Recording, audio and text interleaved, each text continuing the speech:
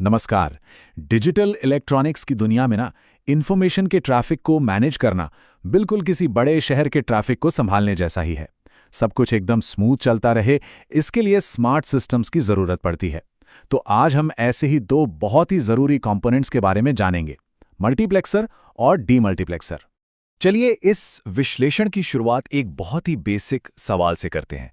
कभी सोचा है कि हमारे कंप्यूटर्स, फोन्स और इंटरनेट में खरबों बिट्स का डेटा हर सेकंड यहां से वहां भेजा जाता है?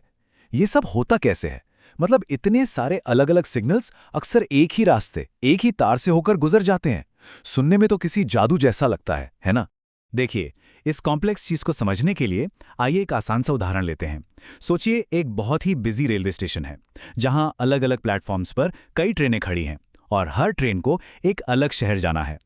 अब असली चैलेंज ये है कि स्टेशन से निकलने के बाद इन सभी ट्रेनों को शहर के बाहर जाने के लिए एक ही मेन ट्रैक का इस्तेमाल करना है।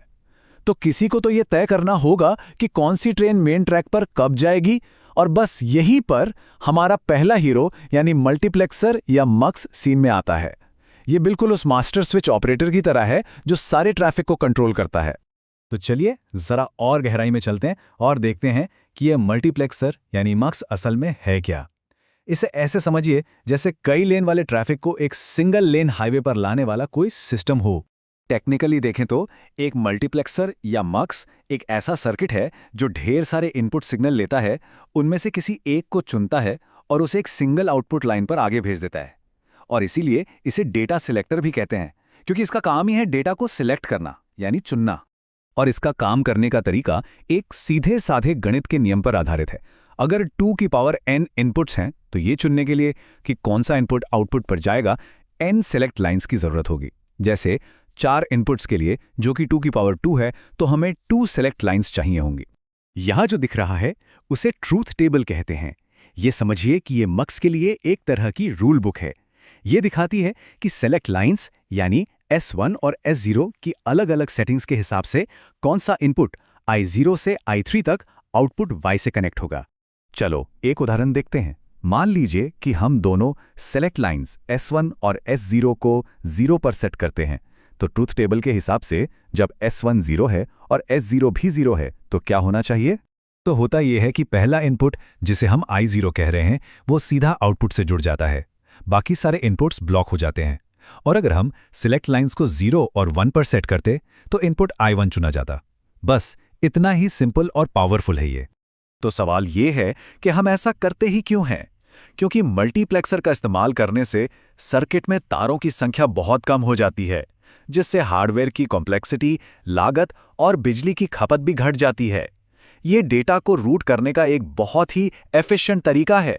ठीक है, तो हमने अपनी सारी ट्रेनों को एक मेन ट्रैक पर तो सफलतापूर्वक डाल दिया, लेकिन सफर के आखिर में क्या होगा?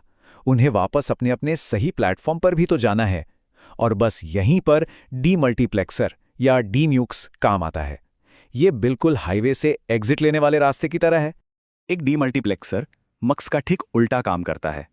ये एक सिंगल इनपुट सिग्नल लेता है और उसे कई सारे पॉसिबल आउटपुट लाइंस में से किसी एक पर भेजता है। इसीलिए इसे डेटा डिस्ट्रीब्यूटर भी कहते हैं, क्योंकि ये डेटा को डिस्ट्रीब्यूट यानी बांटने का काम करता है। इसका फॉर्मूला भी मक्स का एकदम उल्टा है। मक्स में कई इनपुट के लिए n सेलेक्ट लाइंस थी। यहाँ एक इनपुट को 2 की पावर n आउटपुट्स में से किसी एक पर भेजने के लिए हमें फिर से n सेलेक्ट लाइंस ही चाहिए होती हैं। और ये रही डीमक्स की ट्रूथ टेबल। यहाँ भी सिलेक्ट लाइंस S1 और S0 ही ये तय करती हैं कि वो सिंगल इनपुट D किस आउटपुट लाइन Y0 से Y3 तक पर भेजा जाएगा। अगर S1 और S0 दोनों 0 हैं, तो इनपुट डेटा जाएगा पहले आउटपुट Y0 पर और बाकी सारे आउटपुट बंद रहेंगे। देखिए, मक्स और डीमक्स अकेले अकेले काम नहीं करते। सच तो यह है कि इनकी असली ताकत तब सामने आती है जब ये एक टीम की तरह एक साथ मिलकर एक पूरा कम्युनिकेशन सिस्टम बनाते हैं। ये स्लाइड इन दोनों के बीच का फर्क एकदम साफ कर देती है।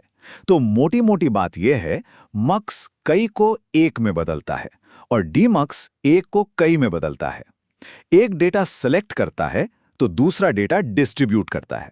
तो ये पूरा सफर दिखता कैसा है? चलिए देखते हैं। भेजने वाली जगह पर एक म्यूक्स कई डेटा सिग्नल्स को एक सिंगल स्ट्रीम में कंबाइन करता है।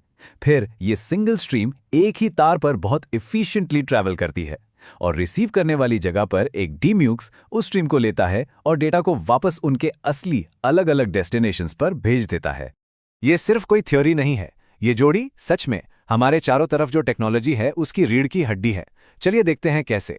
टेलीफोन नेटवर्क से लेकर आपके कंप्यूटर के मेमोरी मैनेजमेंट तक हर जगह मक्स और डीमक्स का इस्तेमाल होता है। ये तय करते हैं कि कंप्यूटर की मेमोरी के किस हिस्से को एक्सेस करना है। इस प्रोसेस को एड्रेस डिकोडिंग कहते हैं। ये बिल्कुल वैसा है जैसे लाखों घरों में से किसी एक सही घर को उसके पते से ढूंढना। और हाँ, ये कॉम्प्लेक्स लॉजिक सर्किट्स बनाने में भी मदद करते हैं। अगर इस पूरे विश्लेषण से सिर्फ 2 बातें याद रखनी हो तो वो ये हैं। पहला, मल्टीप्लेक्सर तारों की संख्या कम करके सर्किट को सिंपल बनाता है। और दूसरा, डीमल्टीप्लेक्सर एड्रेस डिकोडिंग के लिए बहुत ज़रूरी है, मतलब कंप्यूटर को ये बताने के लिए कि मेमोरी में डेटा को ठीक कहाँ भेजना है।